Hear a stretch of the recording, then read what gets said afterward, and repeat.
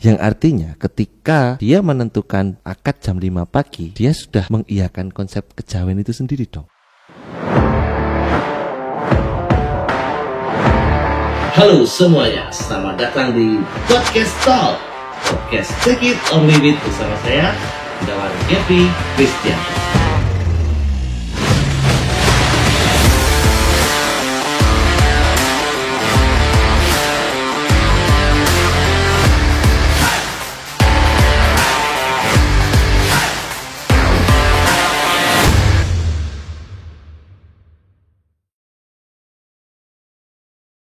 Kenapa saya nanya ini, Mas? Karena ini podcast talk ini kan tentang perweddingan ya. Yeah. Dan kita tinggal di Jawa, yang mana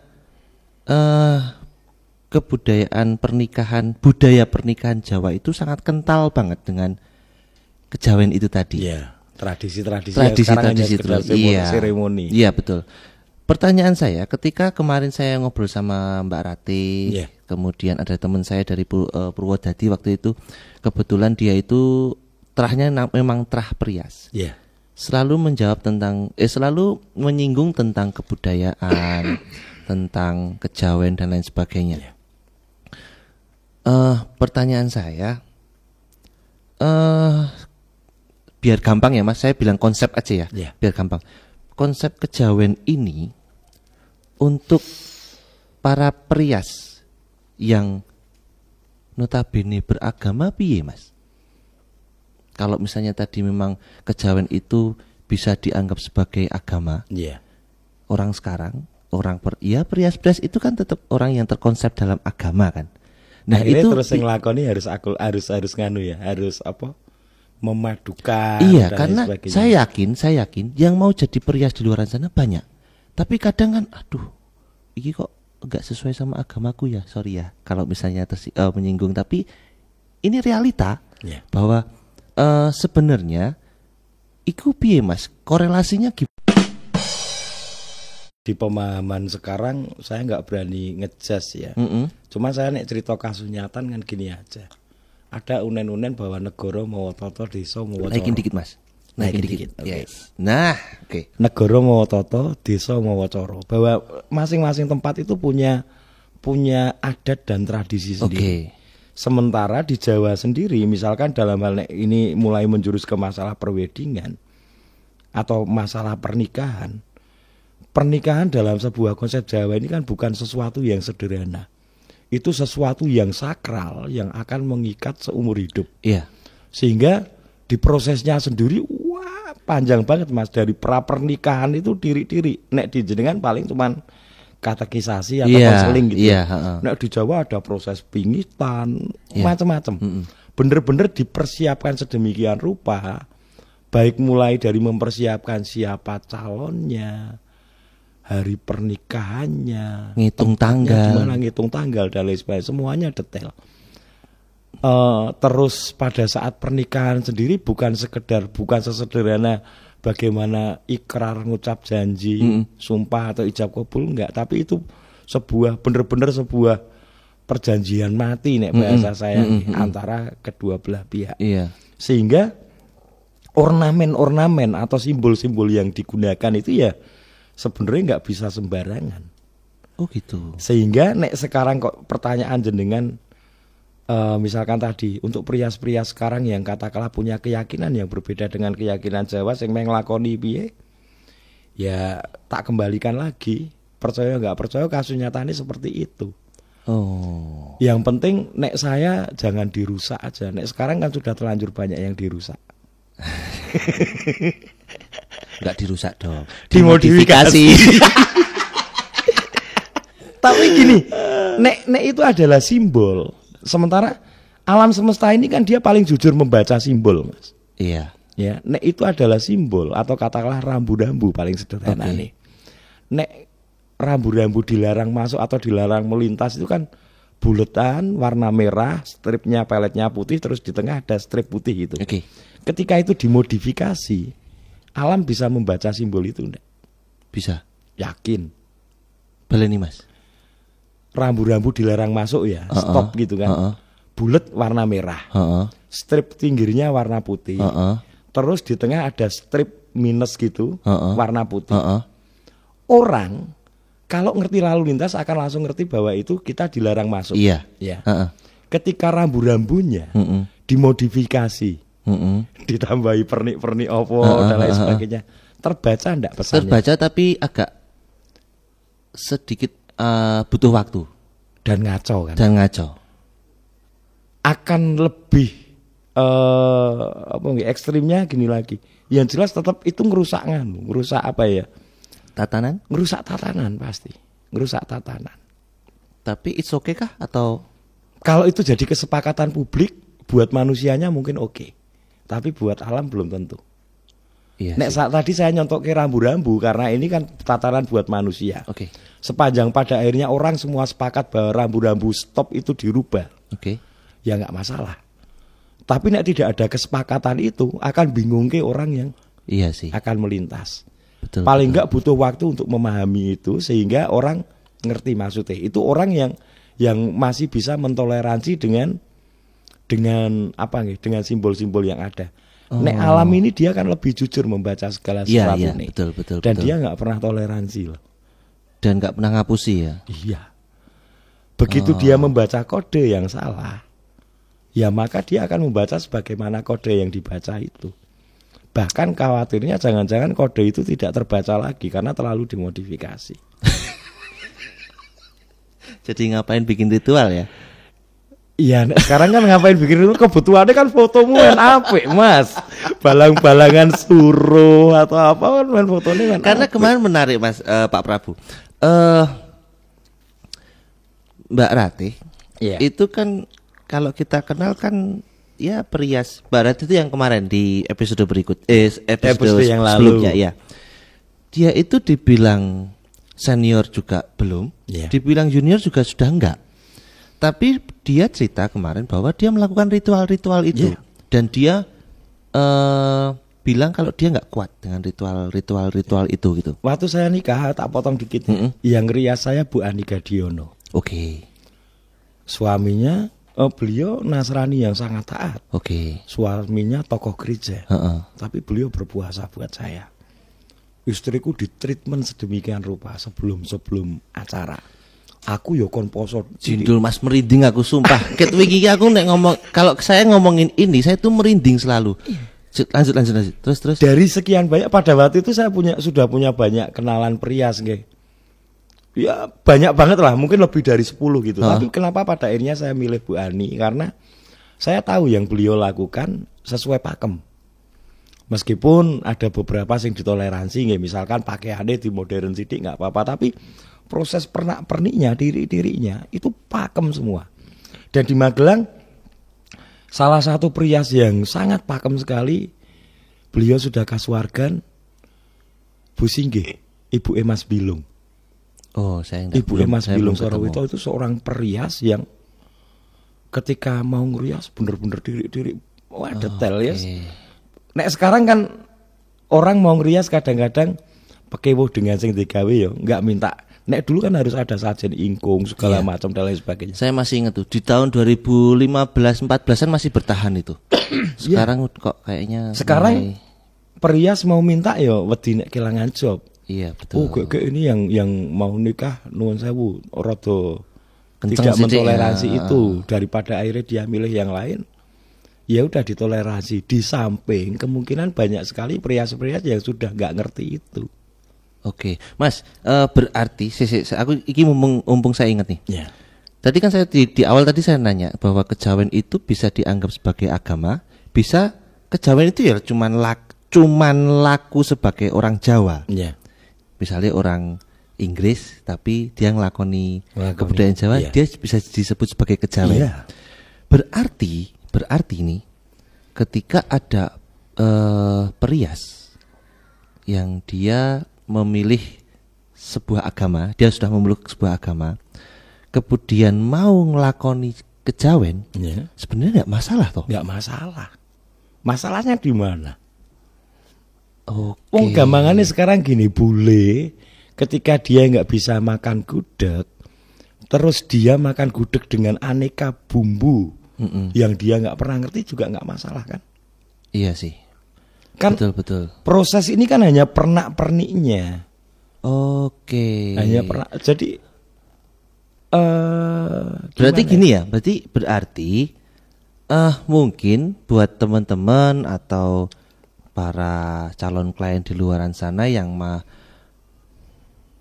dalam tanda kutip menolak kejawen, konsep kejawen itu biar gampang ya. Konsep kejawen itu mungkin masih melihat sebagai agama ya. Padahal kejawen itu bisa proses laku, proses perjalanan hidup. Oke. Itu tadi karena terlalu sempit memandang definisi agama itu tadi. Oke. Dan sebenarnya yang seperti ini nggak hanya di Jawa atau di kejawen pun loh, Mas. Di tempat-tempat lain ada. Iya benar-benar. Maksudnya di daerah lain dengan kebudayaan yang berbeda-beda ada ya. Di luar negeri pun ada. Iya.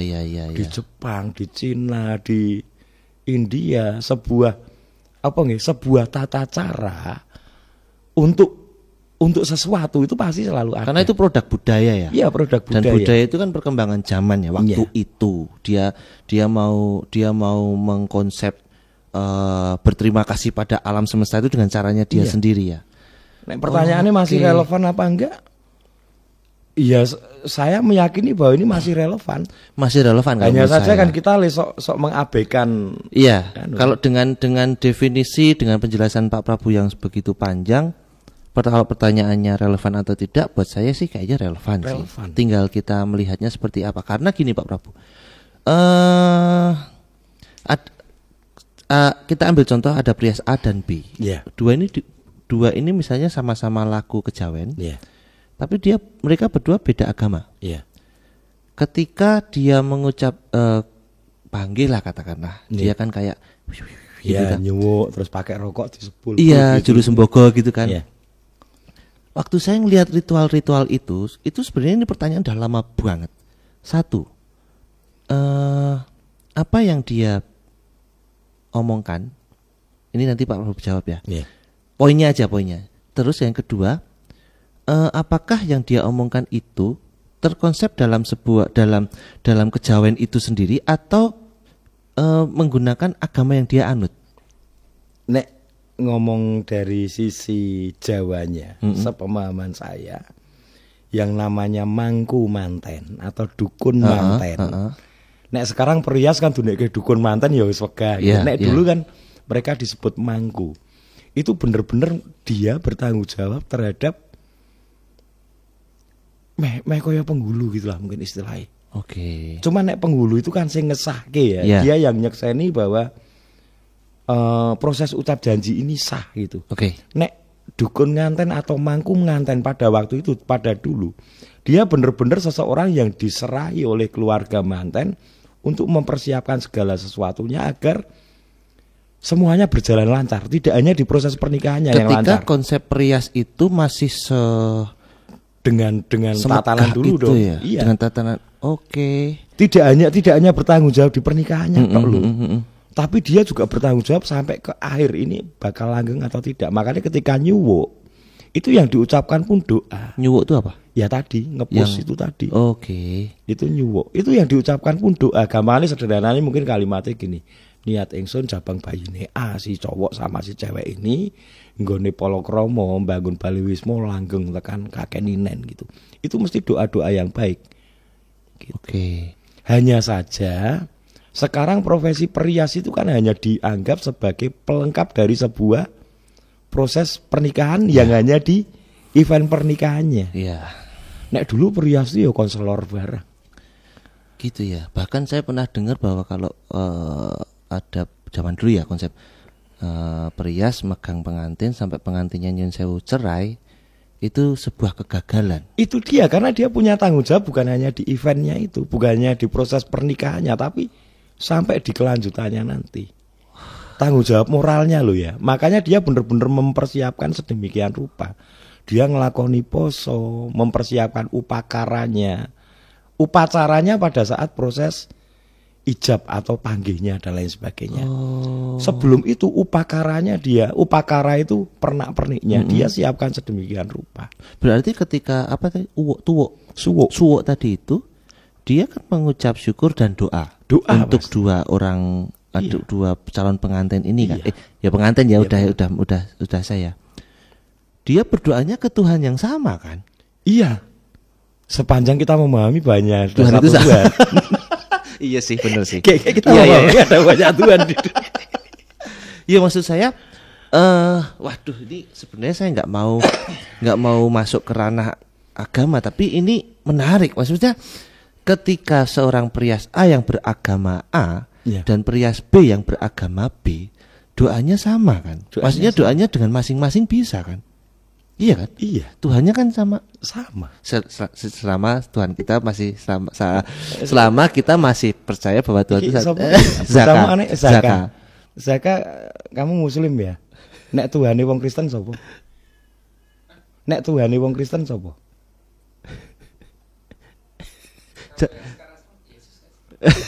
Tuhane wong Kristen Yesus. Kene mlebu in frame tak sekseni kowe syahadat meneh Islammu wis gugur. Islam gugur.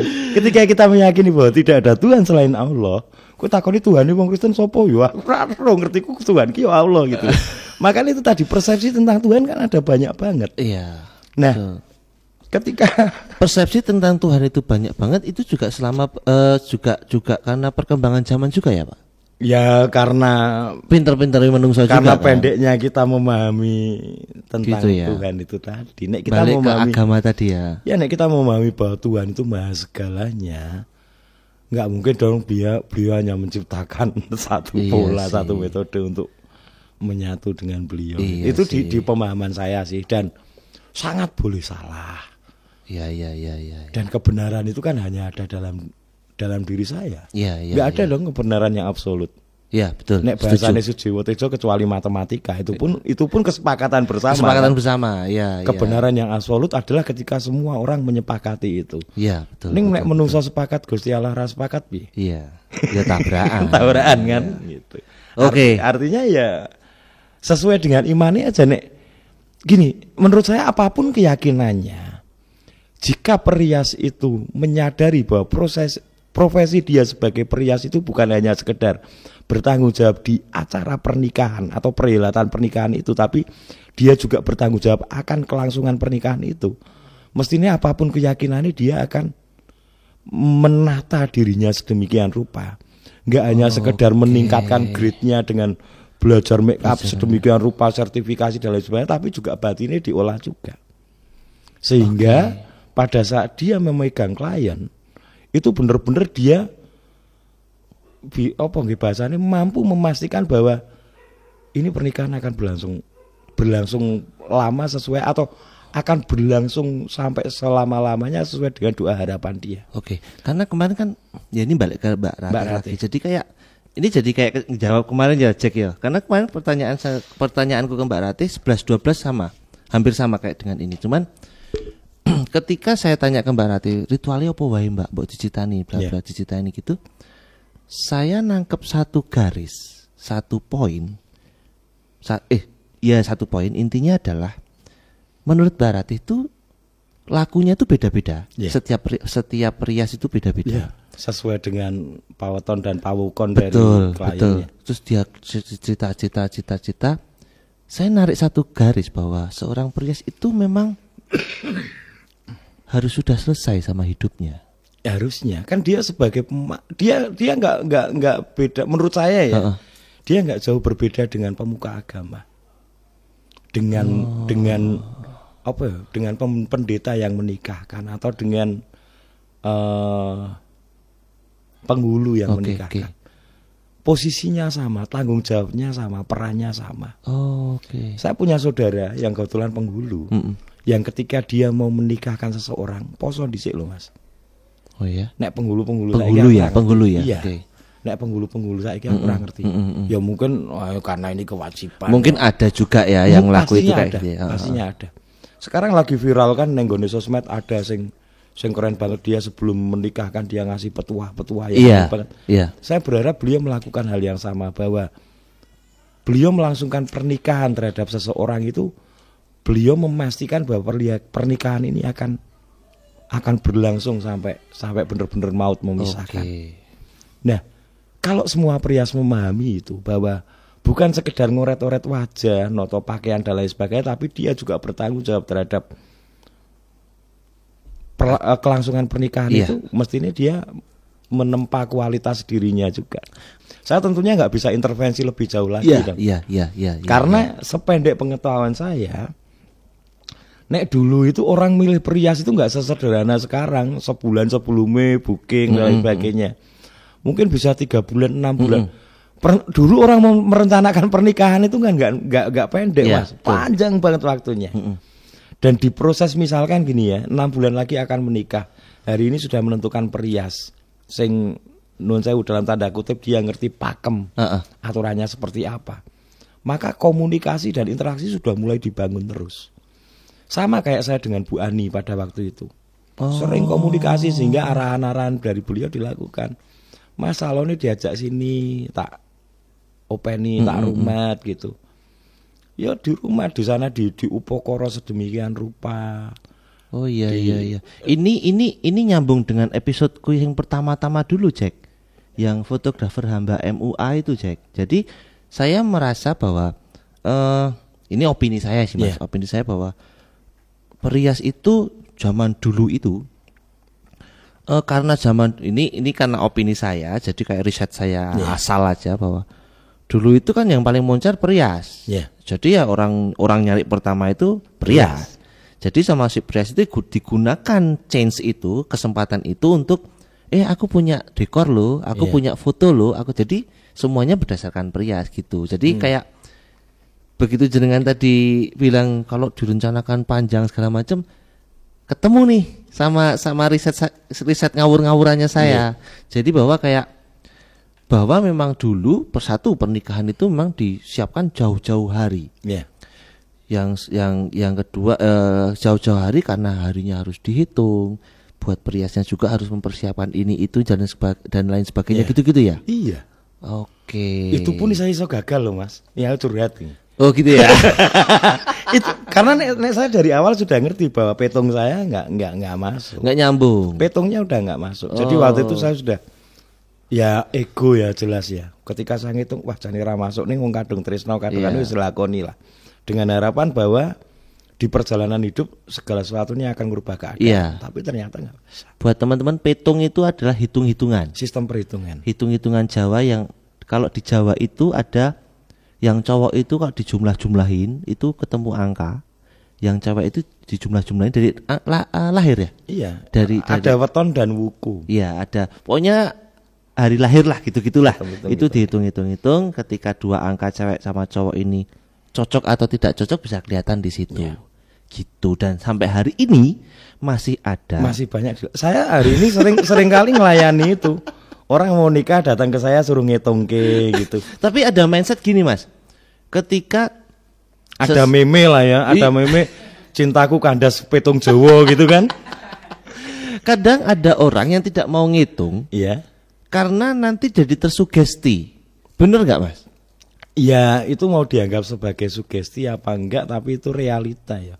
Nek di keyakinan panjenengan di Alkitab sendiri ada kalimat yang mengatakan ajar kami Tuhan menghitung hari-hari. Agar kami beroleh hati yang bijaksana. Kon ngajar ngitung dino, ben bisa bertindak lebih bijaksana gitu. Hanya saja kan sekarang lebih banyak kita terjebak gini. Nek dilalah pitungnya nggak gathuk, ya wis berarti nggak bisa bener, nggak seperti itu. Sebenarnya. Oh nggak gitu. Nggak. Masih ada yang namanya kan ada nanti tipe apa gitu kan? Iya. Masih bisa direko, Mas, dengan cara disaweni. Dengan cara direko, pangreko doyo istilahnya, pangreko doyo. Ngubah akte lahir enggak? Nah, enggak.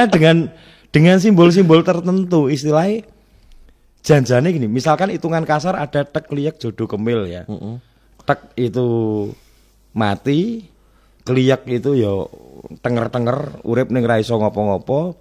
Jodoh itu sekedar jodoh ning ya ngono-ngono wae. Nek entuk kemil berarti dia kemil itu gayemi mangan terus berarti dia akan berkelimpahan gitu. Nek dilalah pitungnya tiba misalkan tiba kliek gitu. Itu sebenarnya nek di Jawa bisa direko dengan cara disaweni. Saweni itu gimana? Disaweni itu diupacarani.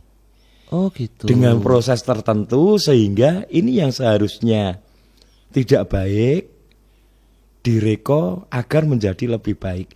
Ya tapi balik tadi ya, seandainya petungnya itu nggak nyambung, sebenarnya masih bisa direko dengan cara mungkin dipasani pada hari-hari tertentu, dengan cara pernikahan.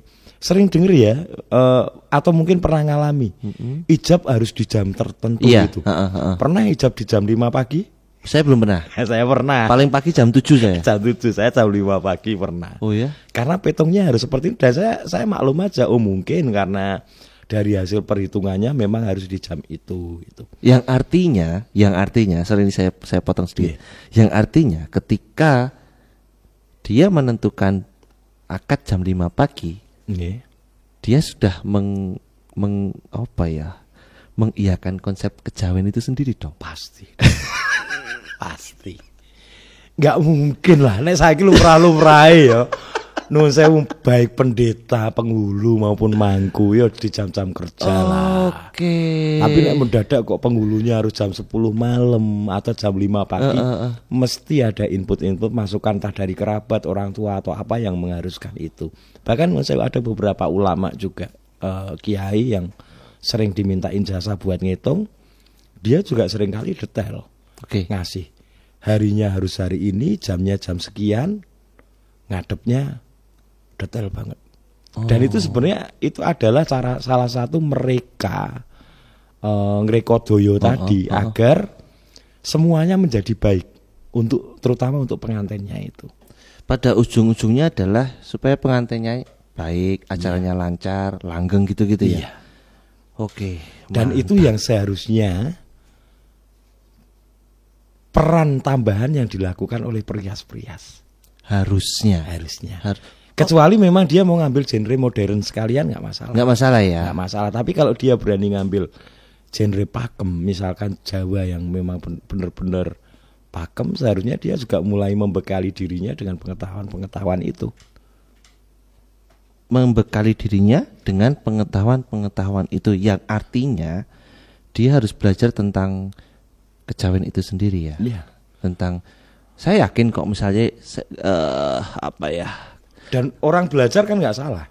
Saya belajar tentang Islam, saya belajar tentang Hindu, belajar tentang Buddha. Saya itu masih menjadi pertanyaan gitu loh Pak Prabu. Maksudnya ketika saya memeluk sebuah agama yang artinya memang saya mengimani agama saya. Ketika saya belajar kejawen, itu kan sebenarnya tidak mengowah-owah yang ini. Justru nek keimanan kita sudah benar-benar kuat, mau ada intervensi apapun kita akan semakin kuat. Tapi nek kita melemah berarti ya kayak kulit. Saya jadi semakin terbuka ketika tadi Pak Prabu bilang bahwa kejawen itu adalah ya struktur ya lakune wong Jawa aja gitu. Kejawen itu, ini pertanyaan pertama tadi, jawabannya mungkin di sekarang ya. Kejawen itu adalah sebuah tata laku. Tata laku ya. Tata laku yang setiap orang meskipun ada pakem pakemnya, tapi setiap orang pasti akan berbeda. Apa yang saya lakoni belum tentu bisa dilakoni orang lain. Berarti ini menjawab kemarin Mbak Ratih yang saya kemarin sempat kaget bahwa saya kira kejawen itu ada rules-nya, ada aturannya saya kira. Cair banget. Iya, kemudian saya kan nanya Mbak Ratih kalau mau jadi perias itu belajarnya dari mana, step-stepnya. Terus biar tahu ini, setiap orang beda-beda Mas. Kok beda-beda? Berarti memang tidak ada alurnya, cair banget. Kemudian ya sudah ketika kamu mau menjalani itu, ya sudah jalanin aja gitu kan. Pakemnya di simbol-simbolnya. Tapi lakunya cair. Simbol-simbolnya misalkan gini ya, nek maes penganten atau ngerias penganten. Ngerik sinom, sudah ada pakemnya bahwa sinom itu harus dikerik dengan ukuran sekian dari mana sampai mana. Itu ada pakemnya dan nggak boleh ditabrak. Tapi laku menuju pakemnya itu mesti beda-beda. Iya, kemarin saya juga jadi pertanyaan itu dan ternyata kejawab nih Jack. Kan kemarin aku masih aku harus cari second opinion nih. Maksudnya tuh kemarin dari Mbak Ratih. Dan ini ternyata dikonfirmasi sama jenengan bahwa lakunya beda-beda. Jadi tergantung dia belajar dari siapa, caranya juga dari siapa itu ya. Dan paling penting sebenarnya bukan belajar dari siapa, dari proses dia ngelakoni sendiri, dia akan menemukan jawaban-jawaban itu sendiri. Karena nek di Jawa kan ngelmu iku tinemune kanthi laku. Saya belajar pada jenengan, tapi dari apa yang saya pelajari saya tidak melakukan, saya hanya akan menerima konsep panjenengan tok. Tapi ketika saya melakukan apa yang panjenengan ajarkan pada saya akan menemukan bukan sekedar style saya, tapi itu tadi hal yang baru sendiri. Oh, bahwa sebenarnya yang disampaikan Mas Gepi itu gini loh, ketemunya ngene gitu loh. Dan ketemunya itu berdasarkan bener-bener pemahaman, bukan knowledge yang saya terima dari panjenengan. Paham ya berarti ya. Bener-bener paham. Bukan cuma sekedar tahu tapi paham ya. Nek sekarang kan nuwun sewu ketika Prias ditanya kayak ngopo dadak ngidak endok gitu. Belum tentu ngerti loh. Oh, sing liyan-liyane ngidak endok. Mbok rasa kita endok. Kalau endoknya diplastiki enggak apa-apa toh? Iya kan. Mbok mending didadar wae. Nek endoknya diplastiki kan ngantisipasi ben enggak muncrat-muncrat gitu. Padahal dulu sebenarnya enggak. Tapi filosofinya bukan itu. Filosofinya justru ketika telur itu pecah dan mengotori kakinya. Itu tadi. Njur ada bekti dari sing putri, njama samparane sing kakung sebagai bentuk penundukan diri pada. Wah, iki kudune puri melu ning kene iki. Iki curhat iki kayak sering dijajah ini. Enggak, soalnya gini, enggak maksudnya puri itu dia pengen banget jadi Prias. Tapi ada fase dia bingung harus mulai dari mana dan lain sebagainya gitu. Jadi kemarin pas ada Mbak Rati juga nanya-nanya. Jadi ketika sebenarnya saya sih yang pengen dia lanjut jadi Prias karena ya itu Mas. Gak tahu kenapa image Prias itu kan sangat-sangat kental dengan kejawen. Kami sudah punya modal nih. Kami suka banget dengan kebudayaan Jawa. Cuman mau ngelakoninya itu yang susah. Modalnya dari suka itu sudah cukup. Mulai dari mana? Dari cinta dulu. Nanti kan terus kita menemukan jalannya. Percayalah bahwa cinta itu akan menuntun kita pada jalannya. Tapi paling sederhana gini, nek misalkan sekarang di YouTube kan mulai banyak gitu, terutama di channel Jogja itu. Ada prosesi pernikahan ageng gitu. Itu kan dibabar sedemikian rupa bagaimana ribetnya proses seorang mangku atau seorang paes untuk mempersiapkan sebuah pernikahan. Dia itu ngelampaui IO loh Mas.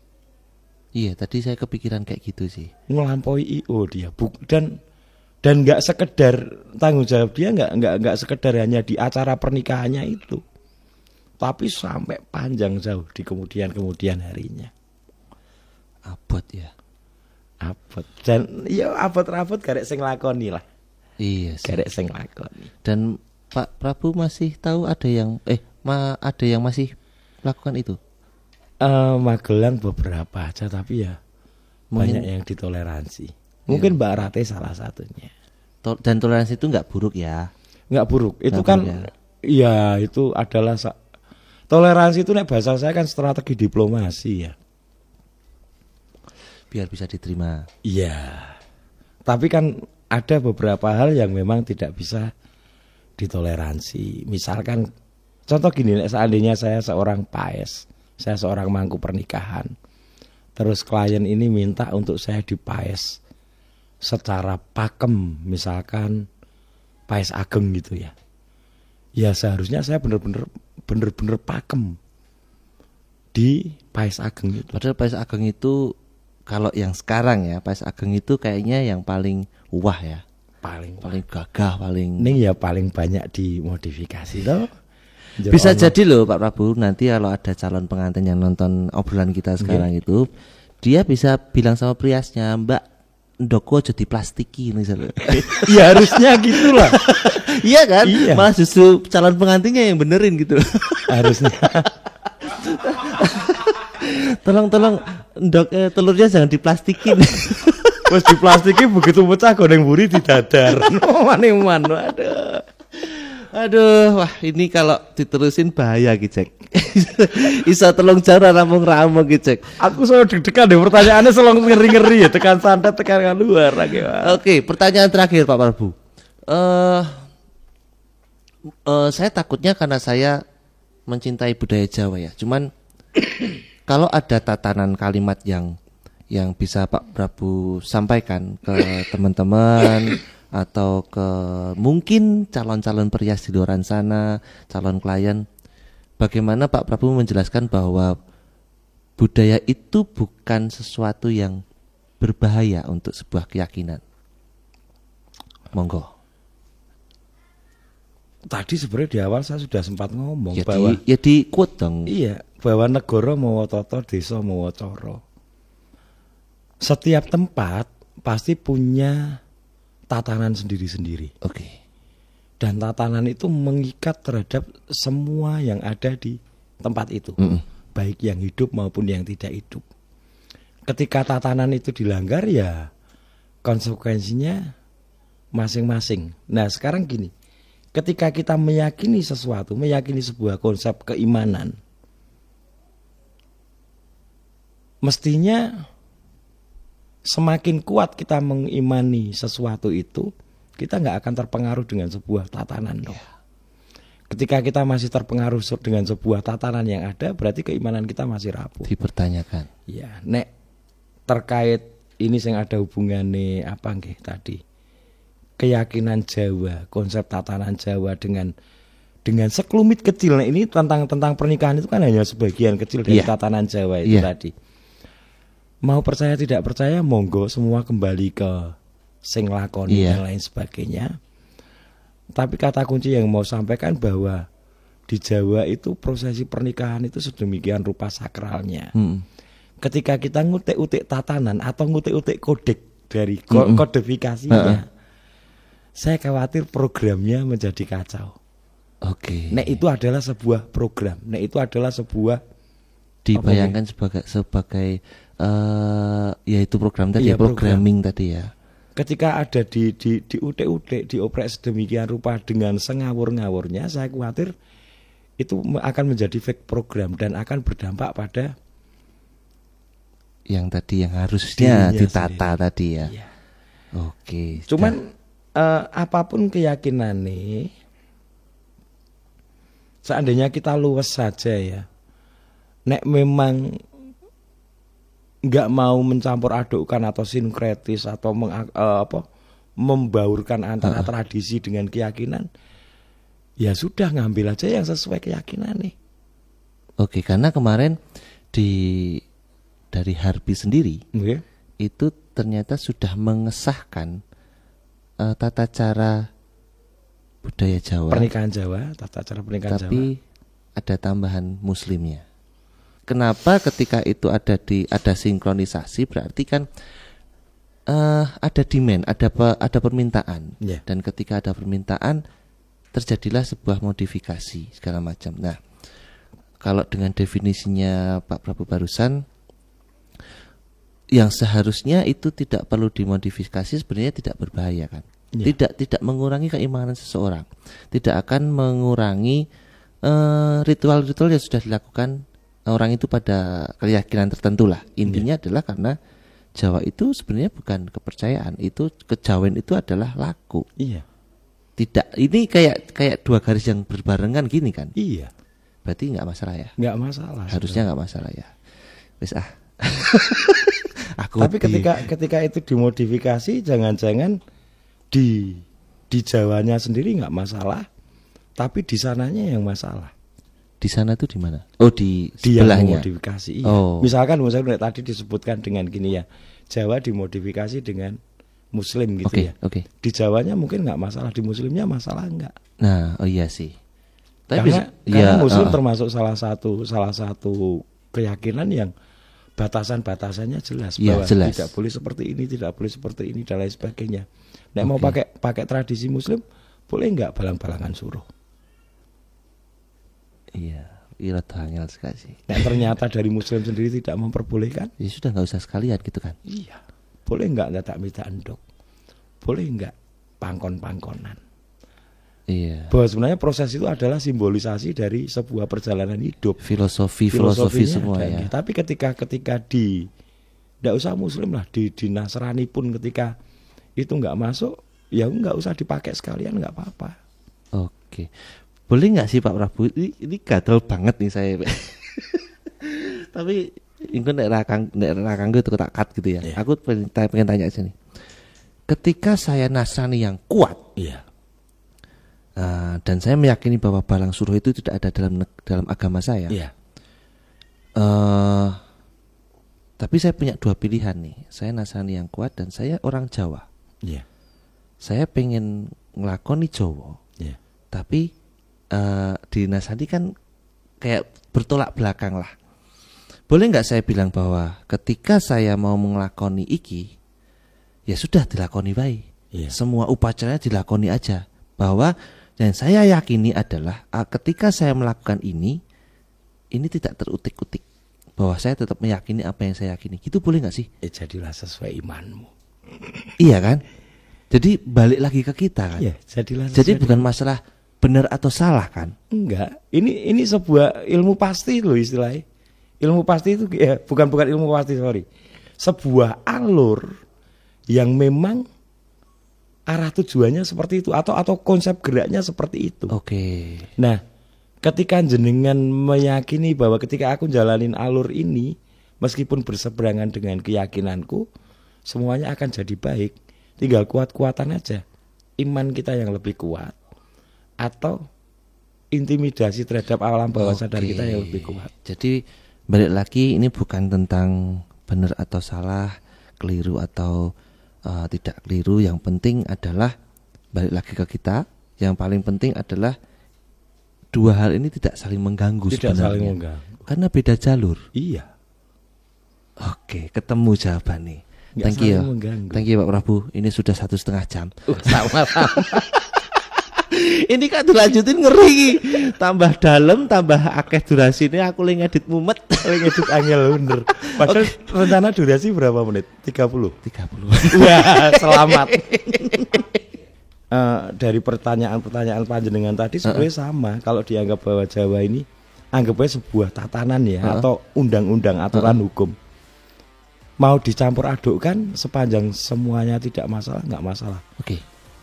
Hukum Indonesia dicampur adukkan be hukum Jawa selama saling sinkron nggak masalah.